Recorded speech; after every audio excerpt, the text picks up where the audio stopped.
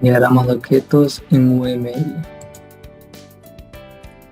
Bueno, con todos somos estudiantes de la carrera de computación de la Escuela Superior Politécnica Agropecuaria de Manabí, Manuel Félix López.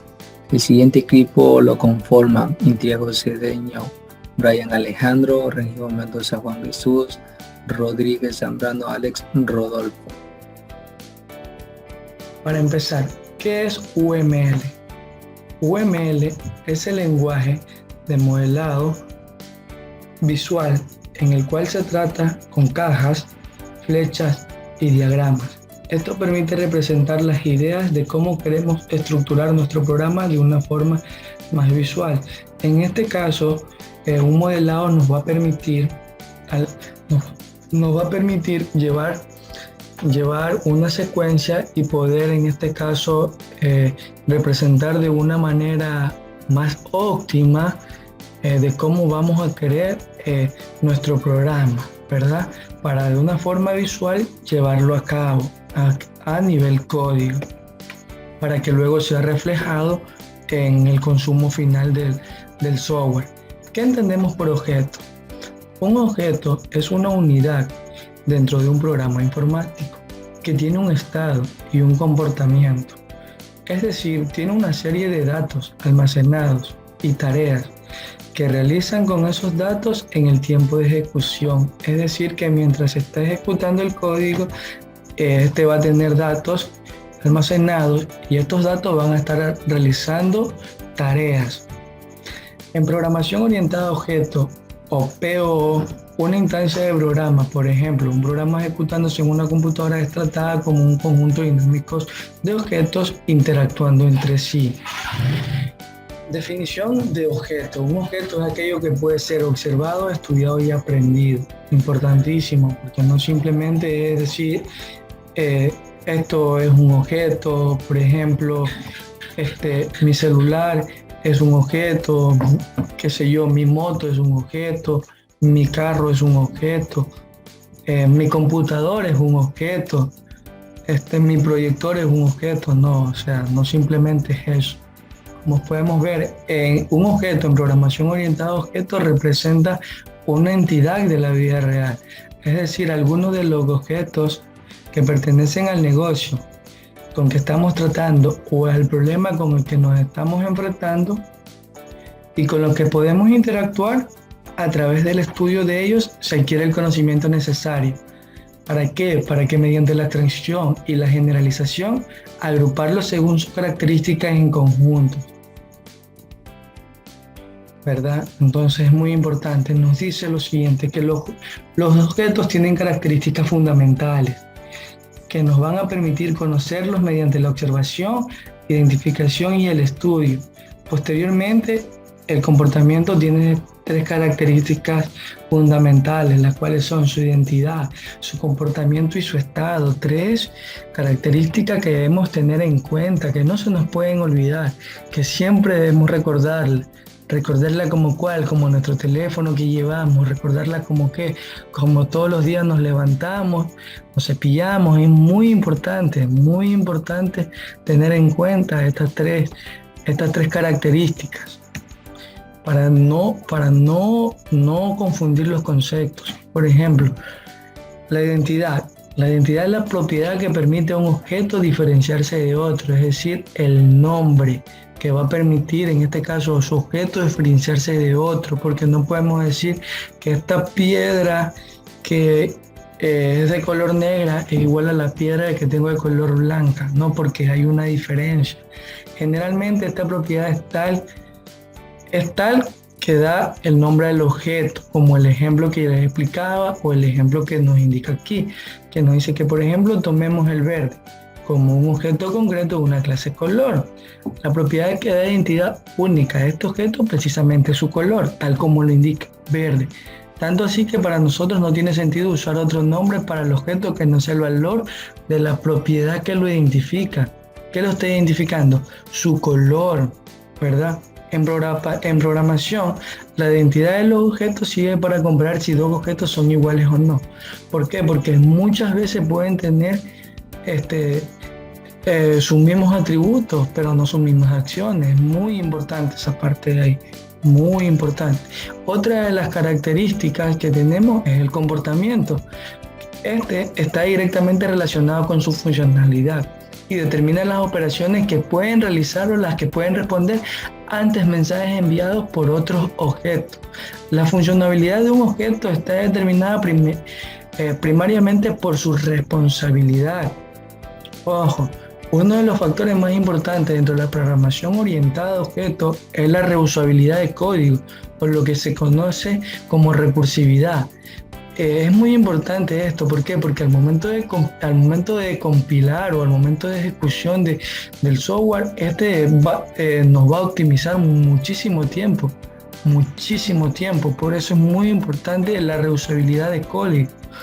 Un papel muy importante, un rol muy importante dentro de la programación orientada a objetos. Otra de las características fundamentales es su estado, ¿verdad? El estado de un objeto se refiere al conjunto de valores de sus atributos en un instante de tiempo dado. Es muy importante saber que cuando un objeto modifica su estado, este va a tener un efecto colateral. Importantísimo, siempre debemos tener en cuenta eso de ahí. Ya andando en materia, ya andando en tema, diagramas de objetos UML. ¿Qué son y para qué sirven, verdad? Nos preguntamos nosotros.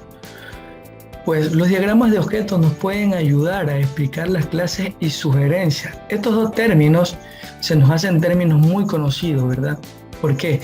Porque son temas que se tratan dentro de la programación orientada a objetos, sus clases, su herencia, ¿verdad? Esto viene a ayudar a partes interesadas para quienes los diagramas de clases son demasiado abstractos. Un objeto cuenta con una estructura, es decir, cuenta con sus atributos y sus acciones. Se representa con un rectángulo, como podemos visualizar en esta parte de aquí, con un rectángulo, ¿verdad? Con tres comportamientos. En el primero va el nombre, su nombre, ¿verdad? En el segundo sus atributos, como podemos observar en la parte de aquí. Y en el tercero sus operaciones. Este último puede ser omitido, pero lógicamente es muy recomendable utilizarlo. ¿Por qué? Porque en este podemos tener en cuenta o se nos pueden estar olvidando muchos pequeños detalles que a la hora del desarrollo del software van a ser importantes y pueden jugar un papel fundamental. Entonces es muy importante, es muy recomendable llevarlo. En este caso tenemos un ejemplo más claro, ¿verdad? De cómo se debe definir. Podemos ver que aquí tenemos el nombre de su clase, ¿verdad? El cual lo va a identificar, lo va a hacer único, el cual no va a existir una clase igual, ¿verdad? ¿Por qué? Porque tiene su nombre, el cual va a ser diferenciado de otras clases. Es muy importante porque si, por ejemplo, a la hora de comparar dos clases, vamos a tener una forma única de identificarlos. ¿Cuál va a ser esta forma única de identificarlos? Su nombre, el cual nos va a permitir saber si son iguales o no estas clases. Tenemos sus atributos también, como vemos en la parte de aquí. Y tenemos sus acciones, las cuales, como se dijo con anterioridad, no pueden ser tomadas en cuenta, pero es muy importante llevarlas. ¿Por qué? Porque, como les dije, podemos estar olvidándonos de pequeños detalles que pueden jugar un papel fundamental dentro del desarrollo del software. Objeto anónimo. La forma abreviada utiliza el nombre de la clase sin el nombre del objeto, es decir, se subraya y se coloca dos puntos, pero no se instancia, es decir, no se pone el nombre de ese objeto. Y mientras que en este caso pues pasa el nombre, tamaño, un cliente ID con sus respectivos datos que son Alfredo, 150 centímetros y 54,78. Se usa cuando queremos dibujar un ejemplo donde no importe el objeto especificando que participa. Es decir, un objeto anónimo es un objeto que es instancia, pero no se almacena mediante una variable de referencia. Se usan para llamados de método inmediato. Para entender un diagrama de objetos es necesario entender un diagrama de clases, ya que el diagrama de objeto pues deriva del diagrama de clases y este siempre va a trabajar del lado de este.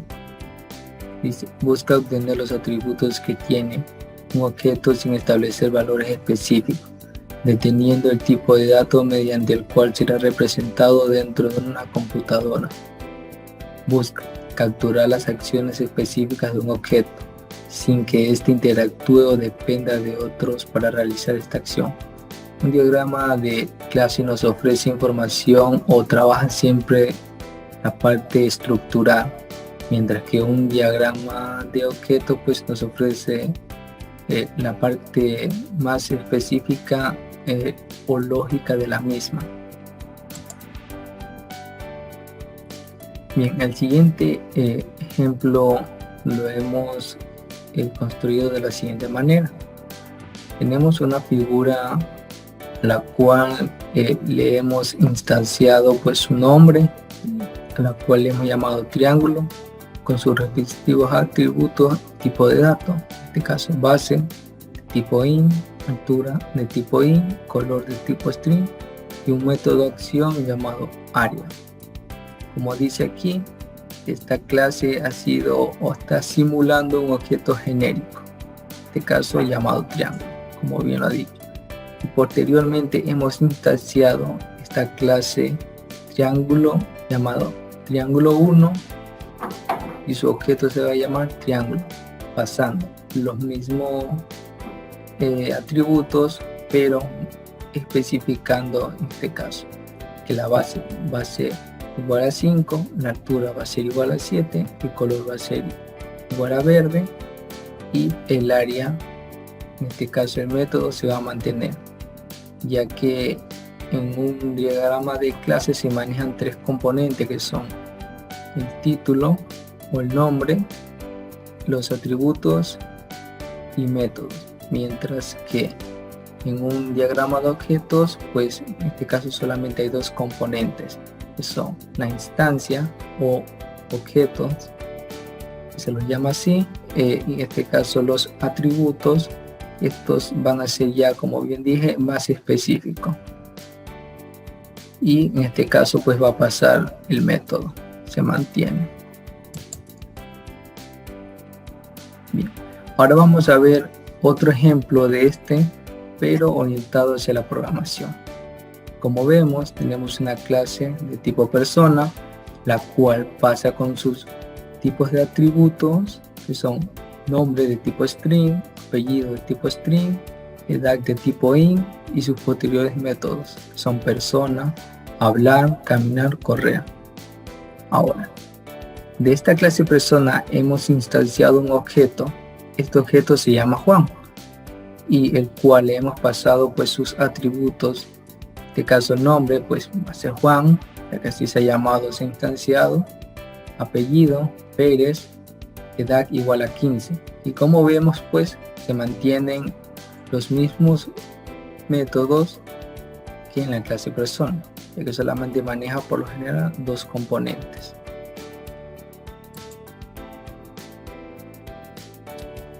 Ahora, los objetos se conectan por medio de una línea que es nombrada, es decir, esta línea nos va a decir el comportamiento o el cómo fluye la información a través de esta y cómo se comunica y qué es lo que está haciendo. Ya. Cuando hay una línea de objetos o clases, esta debe mostrarse en ambos diagramas. Es decir, si en el diagrama de clases existe este tipo de conexiones, en el diagrama de objetos también se debe mantener, ya que en el diagrama de objeto pues como dije es una instancia de las clases o clase. Bien, aquí tenemos una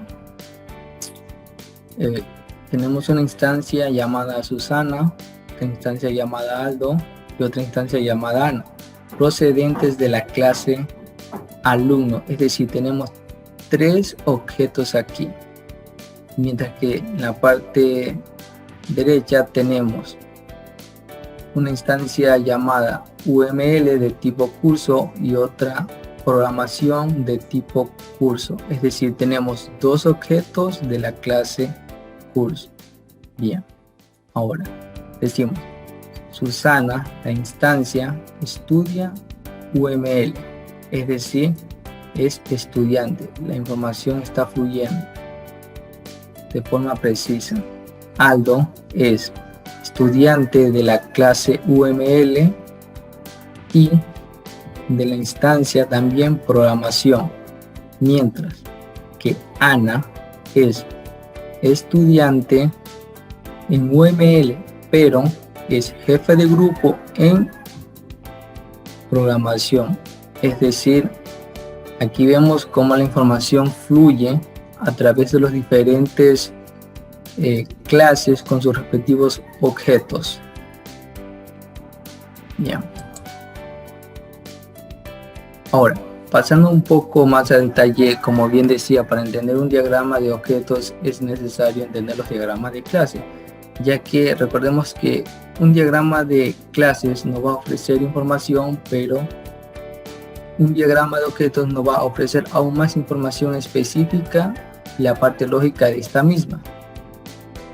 Bien, aquí lo que necesita estructura es que tenemos tres clases, una llamada distribuidor, automóvil y la otra comprador. Bien, procederemos a distribuidor tiene de uno a muchos automóviles.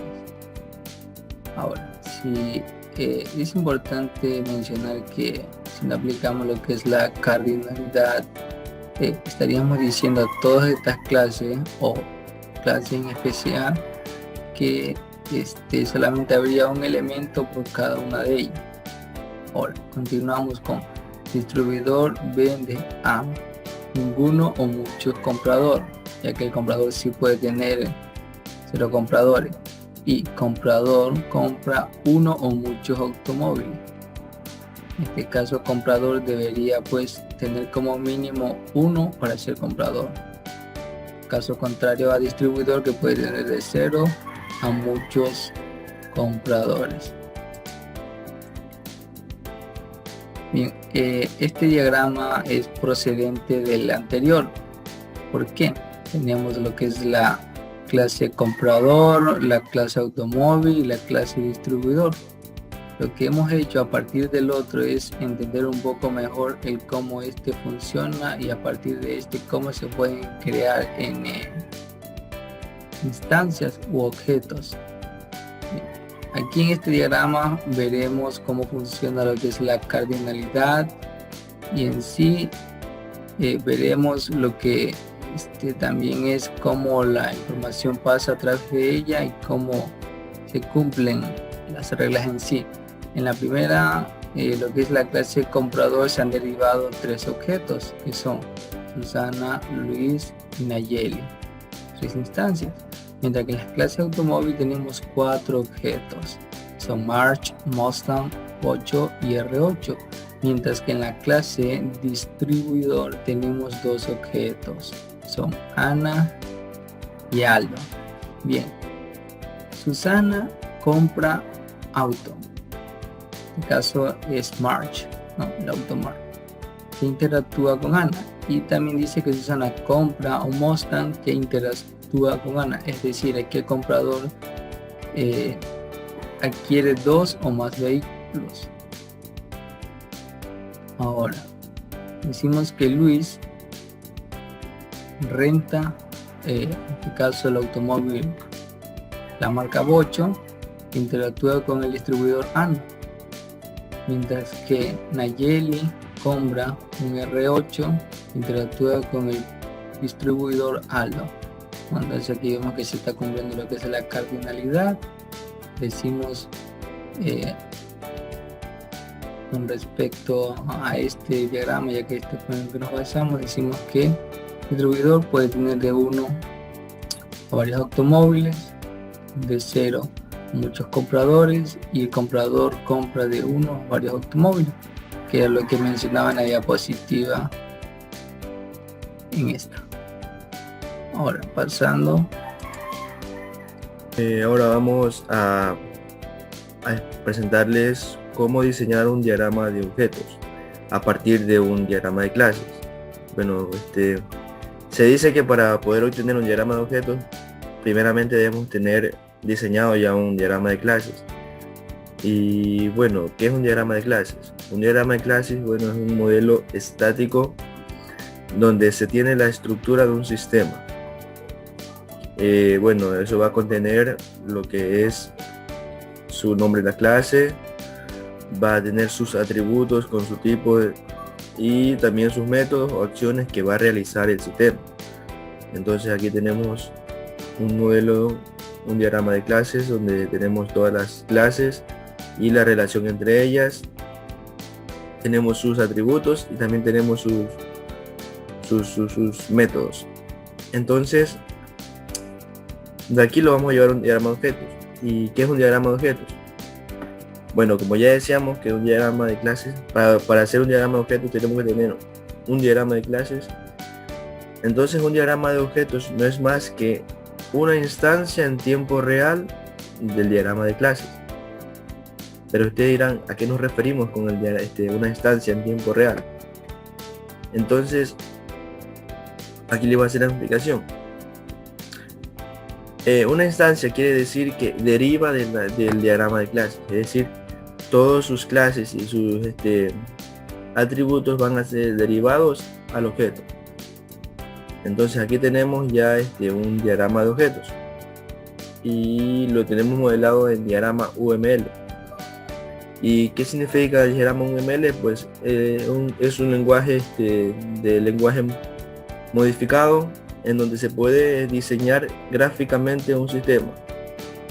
Es decir, que un sistema lo tenemos como es de diferentes maneras, lo podemos llevar a diferentes gráficos, ya sea diagrama de clases, diagrama de uso, diagramas de comunicación. Existen varios. Ahorita nos vamos a concentrar en este momento en este tema, que es diagrama de objetos.